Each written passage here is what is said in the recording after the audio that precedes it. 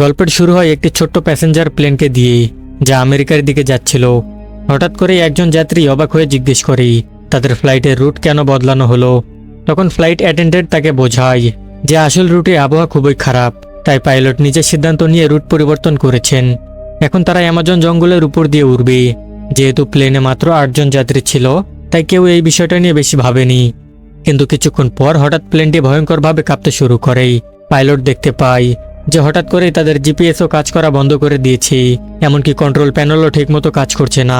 Pilot দ্রুত হেডকোয়ার্টারের সাথে যোগাযোগ করার চেষ্টা করে, কিন্তু সেটাতেও ব্যর্থ হয়, কারণ রেডিও কমিউনিকেশন ডিভাইসও বন্ধ হয়ে গিয়েছে। অদ্ভুত বিষয় হলো, পাইলট আগে থেকেই সন্দেহ করেছিল যে এমন কিছু হতে পারে, তাই সে প্লেনকে নিরাপদে নামানোর চেষ্টা করতে করতে নিজের ফোনে শেষ একটি ভিডিও মেসেজ রেকর্ড করতে শুরু করে।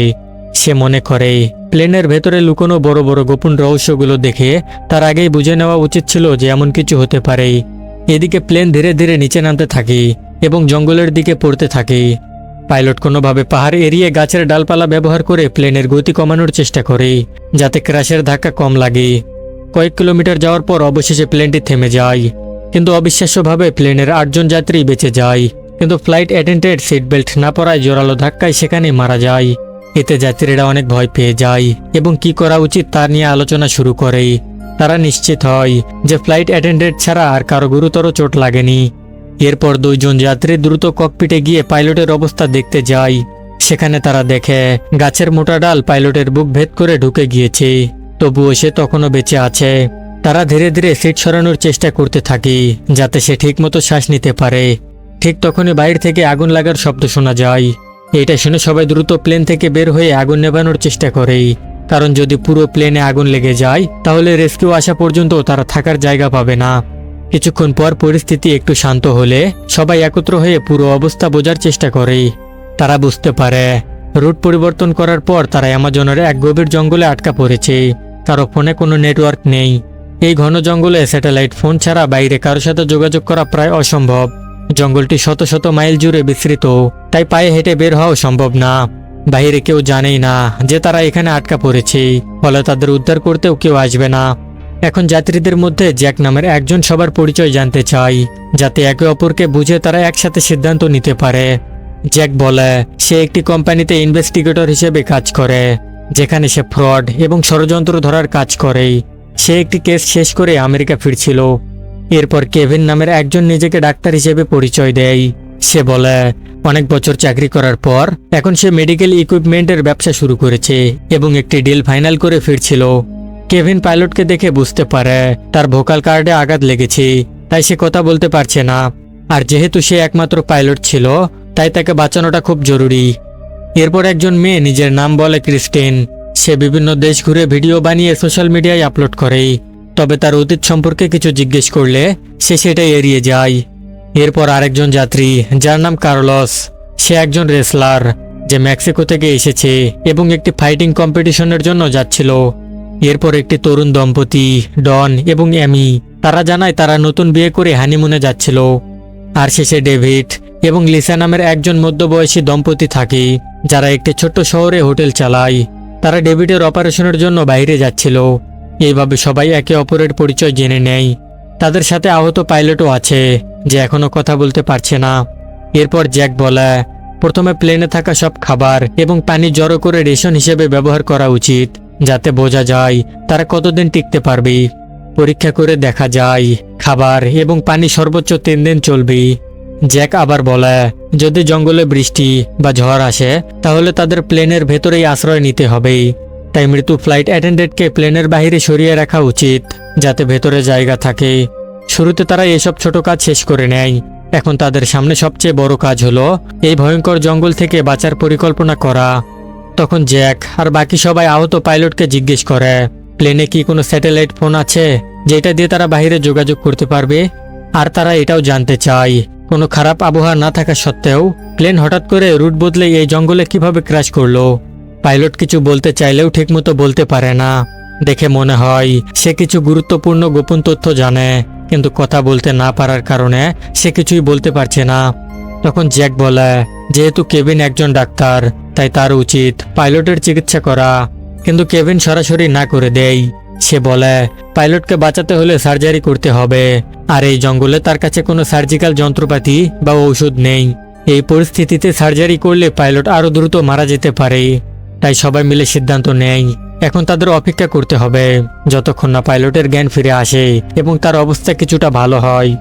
এদিকে লিসা প্লেন থেকে খাবার এনে সবার মাঝে অল্প অল্প করে ভাগ করে দেয়। খাওয়ার পর সবার মধ্যে নতুন করে আশা জাগে এবং তারা এখান থেকে বের হওয়ার উপায় নিয়ে ভাবতে শুরু করে। ঠিক তখনই ক্রিস্টিন পাশের একটি পাহাড়ের দিকে তাকিয়ে বলে হয়তো উপরে উঠলে মোবাইলে নেটওয়ার্ক পাওয়া যাবে। সবাই রাজি হয় যে ওখানে গিয়ে চেষ্টা করে দেখবে, কিন্তু তখন সন্ধ্যা হয়ে যাওয়ায় তারা ঠিক করে পরদিন সকালে পাহাড়ে উঠবে। এই সময় হঠাৎ করে পাইলটের অবস্থা আরও বেশি খারাপ হতে থাকে। তখন কেভিন বলে যদি এইভাবে ছেড়ে দেওয়া হয় তাহলে পাইলট যেভাবেই হোক মারা যাবে। তাই সে ঝুঁকি নিয়ে সার্জারি করার সিদ্ধান্ত নেয়। বাঁচবে কিনা সেটা ভাগ্যের উপর।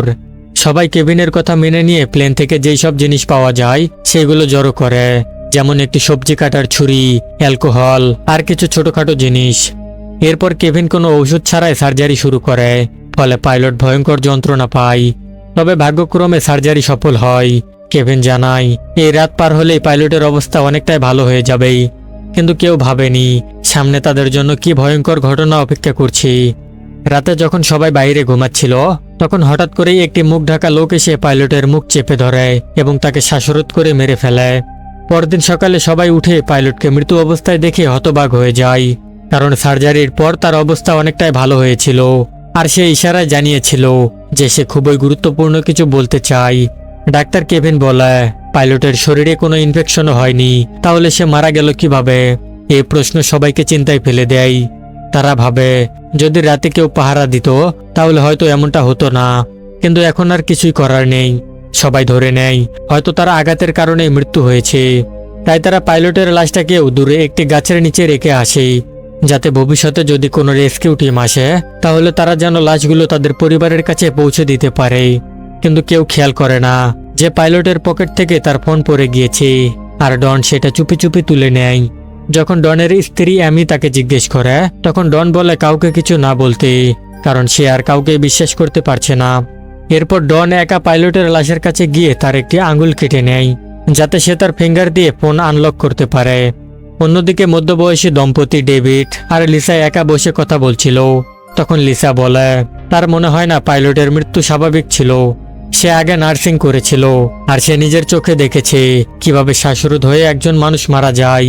তার মতে পাইলটের মুখও ঠিক তেমনই কালচে হয়ে গিয়েছিল, মানে কেউ ইচ্ছা করেই তাকে শ্বাসরোধ করে মেরে ফেলেছে। তবে লিসা এই কথা সবার সামনে বলে না, কারণ পরিষ্কার বোঝা যাচ্ছে এই 8 জনের মধ্যেই কেউ একজন খুনি। ডেভিড অবাক হয়ে জিজ্ঞেস করে এদের মধ্যে কেউ কেন পাইলটকে মারবে? লিসা বলে এই প্রশ্নের উত্তরই এখন তাদের খুঁজে বের করতে হবে, আর এখন থেকে খুবই সাবধানে থাকতে হবে। নিজের ছাড়া আর কাউকে বিশ্বাস করা যাবে না। এই কথা বলার সময় লিসা হঠাৎ করেই বুঝতে পারে কেউ তাদের কথা শুনছে, তাই সে সঙ্গে সঙ্গে কথা বলা থামিয়ে দেয়। এদিকে ক্রিস্টিন এসে অ্যামির সাথে কথা বলে। সে বলে সে জানে ডন আর অ্যামি আসলে হানিমুনে যাচ্ছে না। তখন অ্যামি ভয় পেয়ে সত্যটা স্বীকার করে সে একজন ধনী ব্যবসায়ীর মেয়ে আর ডন ছিল তাদের ড্রাইভার। সেখান থেকেই তাদের মধ্যে প্রেম হয়, কিন্তু পরিবার এই সম্পর্ক মানবে না। এটা বুঝতে পেরে তারা এই দেশ ছেড়ে আমেরিকায় পালিয়ে যাচ্ছে। তখন ক্রিস্টিন বুঝে যায় ডন আর অ্যামি বাকিদের কাছে মিথ্যা বলেছিল শুধু এই কারণে যাতে কেউ তাদের উপর সন্দেহ না করে। এদিকে কার্লোস সবাইকে একটি ভালো খবর দেয়। সে জানায় সে প্লেনের ভেতরে একটি জিপিএস পেয়েছে। যদি সে এটা ঠিক করে পাশের পাহাড়ের চূড়ায় নিয়ে গিয়ে চালু করতে পারে তাহলে এর সিগন্যাল অনেক দূর পর্যন্ত যাবে এবং তাদের উদ্ধার হওয়ার সম্ভাবনা তৈরি হবে। সে আরো বলে ডিভাইসটিতে কিছু সমস্যা আছে, তবে সে সেটা আগামীকালের মধ্যে ঠিক করে ফেলতে পারবে। এই খবর শুনে সবাই একটু স্বস্তি পায়, কারণ অবশেষে এখান থেকে বের হওয়ার একটা আশা দেখা যায়। তখন কার্লোস জানায় তার বাবা একসময় ইলেকট্রিশিয়ান ছিলেন, সেখান থেকেই সে এইসব কাজ শিখেছে। তবে সে নিজে একজন ফাইটার হতে চেয়েছিল, তাই সে বাবার দোকান ছেড়ে দেয়। তখন জ্যাক বলে ঠিক আছে, আজকের মধ্যে সে ডিভাইসটা ঠিক করে ফেলুক। তাদের হিসেবে পাহাড়ে উঠতে অর্ধেক দিন লাগবে, তাই আগামীকাল সকালে তারা ডিভাইস নিয়ে পাহাড়ে উঠবে। কিন্তু ঠিক তখনই লিসা একটা খারাপ খবর দেয়, তাদের সব খাবার চুরি হয়ে গিয়েছে। কিন্তু তারা মাত্র একদিনই হলো এসেছে, যে খাবার 3 দিন চলার কথা ছিল সেটা একদিনে শেষ হয়ে গিয়েছে। এদিকে ক্রিস্টিন আর জ্যাক প্লেনের কাছে গিয়ে খোঁজাখুঁজি শুরু করে কে তাদের খাবার চুরি করলো। তখন জ্যাক লক্ষ্য করে ক্রিস্টিন যেভাবে তদন্ত করছে সেটা কোনো সাধারণ ট্রাভেলার করতে পারে না। শেষ পর্যন্ত ক্রিস্টিন সত্য কথা বলে। সে আসলে একজন রিপোর্টার যে বিভিন্ন দেশে গিয়ে অপরাধী গ্যাংগুলোকে পুলিশে ধরিয়ে দেয়। তাই সে নিজের পরিচয় লুকিয়েছিল, যদি এখানে কোনো অপরাধী থাকে তাহলে সে যেন তার টার্গেট না হয়। এতে বোঝা যায় এখানকার প্রত্যেকেই কোনো না কোনোভাবে নিজেদের অতীত লুকিয়ে রেখেছে। এখন যখন তাদের কাছে খাবার পানি কিছুই নেই, তখন কার্লোসকে জিপিএস ঠিক করার জন্য রেখে বাকিরা জঙ্গলে খাবার খুঁজতে বের হয়। পথে তারা নীল রঙের কিছু মাশরুম দেখতে পায়। তখন ক্রিস্টিন তার অভিজ্ঞতা থেকে বলে, এগুলো খুবই বিষাক্ত, কেউ খেলে কয়েক ঘন্টার মধ্যেই তার মৃত্যু হতে পারে। তাই সে সবাইকে কড়া নিষেধ করে দেয় এইগুলোর স্পর্শ না করতে। সে আরো বলে, এই ধরনের মাশরুম সাধারণত ভেজা জায়গায় পাওয়া যায়, মানে আশেপাশে কোথাও পানি আছে। কিছু দূরে এগিয়ে তারা সত্যিই একটি পুকুর দেখতে পায়, কিন্তু পানিটা পরিষ্কার না হওয়ার কারণে তারা সেইটা শুদ্ধ করার কথা ভাবে। ঠিক তখনই হঠাৎ গুলির শব্দ শোনা যায়। সবাই ভয় পেয়ে দৌড়ে গিয়ে দেখে ডেভিড আর লিসা মিলে একটি বন্দুক দিয়ে একটি বানর শিকার করেছে, যাতে তারা সেটাকে খেতে পারে। তখন জানা যায় তাদের কাছে একটি বন্দুকও ছিল, যেটা তারা আগে কাউকে বলেনি। লিসা বলে তারা কাউকে ভয় দেখাতে চায়নি, এই জন্যই বন্দুকের ব্যাপারে গোপন রেখেছিল। এরপর তারা সেটা রান্না করে সবার জন্য খাবারের ব্যবস্থা করে। অন্যদিকে ক্রিস্টিন আর জ্যাক মিলে কোনোভাবে পুকুরের পানি পরিষ্কার করে নেয়, যাতে সেটা খাওয়ার যোগ্য হয়। এখন এই দিনের জন্য তাদের খাবার পানির সমস্যা মিটে যায়। তবে আমি বানরের মাংস খেতে পারে না, তাই তার অংশটাও ডেভিড খেয়ে নেয়। এরপর জ্যাক সবাইকে বলে, ডেভিড আর লিসার মতো অন্য কারো ব্যাগেও যদি কোনো বিপজ্জনক জিনিস থাকে তাহলে সেটা এখনই জানানো উচিত, কারণ সবাইকে জানার অধিকার আছে। তখন কার্লোস তার ব্যাগ খুলে দেখায়, তার কাছে শুধু তার ফাইটিং মাস্ক আছে, যা তার ফাইটার পরিচয়কে প্রকাশ করে। সে বলে কালকে তারা জিপিএস দিয়ে সিগন্যাল পাঠিয়ে সাহায্য চাইবে, তাই এখন একে অপরকে ভয় পাওয়ার দরকার নেই। কিন্তু রাতে যখন সবাই ঘুমাচ্ছিল তখন হঠাৎ করে ডেভিডের শরীর খারাপ হতে শুরু করে, আর দূরে কেউ একজন প্লেনের পেছনে লুকিয়ে সবকিছু দেখছিল। এরপর সেই অজানা লোকটি একটি স্যাটেলাইট ফোন বের করে এবং কারোর সাথে কথা বলে। সে জানায় তাদের পরিকল্পনা এখন পর্যন্ত সফল হয়েছে এবং সে এটাকে আরো দ্রুত এগিয়ে নিয়ে যাবে। মানে পরিষ্কার, এ লোকদের মধ্যে কেউ একজন স্যাটেলাইট ফোন লুকিয়ে রেখেছে এবং শুরু থেকে সবকিছু নিয়ন্ত্রণ করছে। কিন্তু সে কেন এমন করছে, এটাই হচ্ছে বড় রহস্য। পরের দিন সকালে সবাই লিসার কান্নার শব্দে জেগে ওঠে, কারণ তার স্বামী ডেভিড রাতে মারা গিয়েছে। ডাক্তার কেভিন তাকে পরীক্ষা করে বলে ডেভিডের মুখ থেকে ফেনা বের হচ্ছে, মানে সে ফুড পয়জনিংয়ে মারা গিয়েছে। সম্ভবত তাকে বিষাক্ত মাশরুম খাওয়ানো হয়েছিল, সেই নীল মাশরুম যেগুলো তারা আগের দিন দেখেছিল।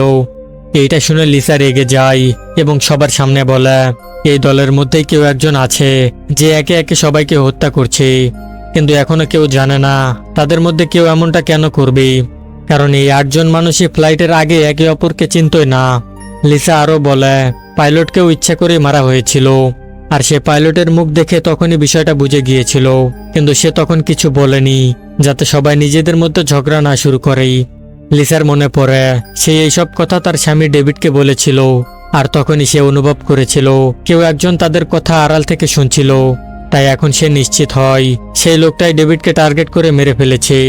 সে ব্যাখ্যা করে গতকাল জঙ্গলে যখন তারা বিষাক্ত মাশরুম দেখেছিল তখন তাদের মধ্যেই কেউ একজন মাশরুমগুলো চুপি চুপি তুলে নিয়েছিল, আর পরে রাতে ডেভিডের খাবারে মিশিয়ে দিয়েছিল। আর ডেভিড তো এমের খাবারটাও খেয়েছিল, তাই হতে পারে এমের খাবারেও বিষ মেশানো ছিল। এটা শুনে সবাই ভয়ে আতঙ্কিত হয়ে পড়ে, কারণ যদি তাদের মধ্যেই একজন খুনি থাকে তাহলে সবার জীবনে ঝুঁকির মধ্যে আছে। তার উপর হঠাৎ করে প্লেন ক্র্যাশ, তারপর একে একে মৃত্যু, সবকিছু প্রমাণ করে যে এটা কোনো দুর্ঘটনা নয়, বরং আগে থেকেই পরিকল্পিত। এখন সবাই আলাদা হয়ে যায়, কেউ আর কাউকে বিশ্বাস করতে পারছে না। ডন তার স্ত্রী অ্যামিকে পাইলটের ফোন দেখায়, যেটা সে আগে লুকিয়ে তুলে নিয়েছিল। সেই ফোনে পাইলটের শেষ একটি ভিডিও পাওয়া যায়, যেখানে সে বলে প্লেনের ভেতরে একটা বড় গোপন রহস্য লুকানো আছে, আর এই প্লেন ক্র্যাশটা ইচ্ছাকৃতভাবেই ঘটানো হয়েছে।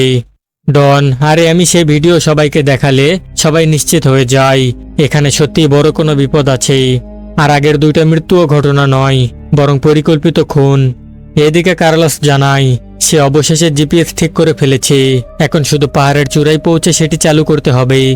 কিন্তু এখন সমস্যা হলো কেউ আর কাউকে বিশ্বাস করতে পারছে না, কারণ খুনি চায় না এই মিশনটা সফল হোক। যদি জিপিএস চালু হয়ে যায় তাহলে সবাই উদ্ধার হতে পারবে। তাই তারা ঠিক করে কিছু মানুষ পাহাড়ে যাবে আর বাকিরা নিচে ক্যাম্পে পাহারা দেবে। জ্যাক বলে সে নিচে থেকে ক্যাম্পে পাহারা দেবে, আর কার্লোস, ডাক্তার কেভিন আর ক্রিস্টিন পাহাড়ে উঠবে এবং জিপিএসটা সেট আপ করবে। এরপর তারা ডিভাইস নিয়ে পাহাড়ে উঠতে শুরু করে। তাদের মনে হয় যদি তাদের মধ্যেই কেউ খুনি হয় তাহলে বাকি দুইজন মিলে তাকে সামলাতে পারবে। পথে কার্লোস চুইংগাম খেতে থাকে। তখন ক্রিস্টিন খেয়াল করে এই গামটা সেই খাবার থেকেই এসেছে যেটা আগে চুরি হয়েছিল, অর্থাৎ কার্লোসই তাদের খাবার চুরি করেছিল।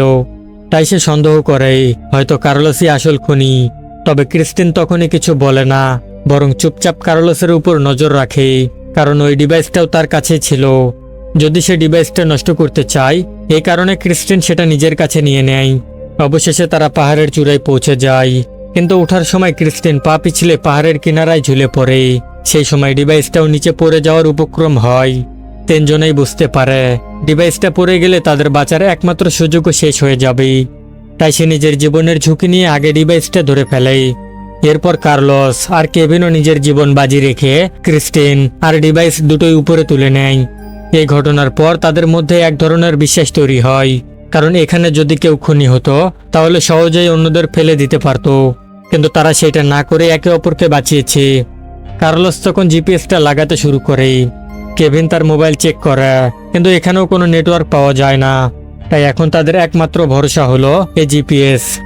কিছুক্ষণ পর কার্লোস জানায় ডিভাইসটা চালু হয়ে গিয়েছে এবং কয়েক ঘন্টার মধ্যে রেস্কিউ সিগন্যাল চলে যাবে। সূর্য ডুবে আসায় তারা তিনজনই আবার ক্যাম্পে ফিরে যেতে শুরু করে। এইদিকে নিচে ক্যাম্পে পরিস্থিতি আরো খারাপ হয়ে যায়, কেউ কাউকে বিশ্বাস করতে পারছে না। লিসা নিজের বন্দুক তুলে জ্যাককে বলে সে যেন তার থেকে দূরে থাকে, কারণ তার স্বামীর মৃত্যুর পর সে আর কাউকে বিশ্বাস করতে পারছে না। অন্যদিকে ডন তার স্ত্রী অ্যামির উপর রেগে যায়। সে অ্যামিকে অন্যদের সাথে কথা বলতে নিষেধ করে এবং বলে এখন থেকে সবকিছু সে নিজেই সামলাবে। কিন্তু অ্যামি এখন ডনের উপরই সন্দেহ করতে শুরু করে।